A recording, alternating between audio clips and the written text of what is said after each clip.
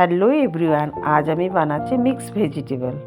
ফুলকপি, আলু, পনির, capsicum, beans সব কেটে ভালো করে আলাদা আলাদা করে ভেজে নিয়েছি। এবার কড়াইয়ের মধ্যে তেল দিলাম।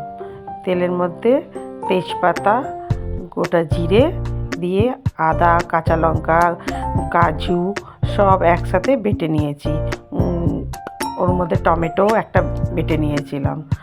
তারপরে বেটে ভালো করে নুন, হলুদ আর জিরে গুঁড়ি দিয়ে আর একটু কালার হওয়ার জন্য কাশ্মীরি মির্চি দিয়ে ভালো করে দিয়ে কষিয়ে নিচ্ছি।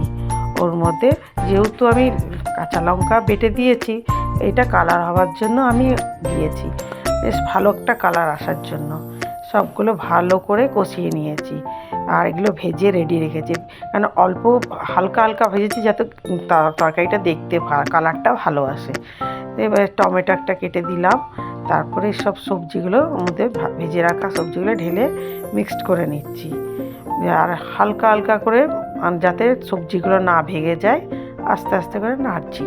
নেড়ে দেওয়ার পরে ভালো একটা স্মেল আসে, কাজু কিশমিশ উপর থেকে একটু দিয়ে দিলাম যাতে ভালো লাগে। ধনে পাতা কেটে রেখেছি, ওইটা অল্প একটু দিয়ে, কাজু কিশমিশটা দেওয়ার পরেই অল্প একটু ধনে পাতা দিয়ে হালকা করে নাড়লাম। নেড়ে ওর মধ্যে স্বাদ অনুসারে একটু জল দিয়ে দেবো।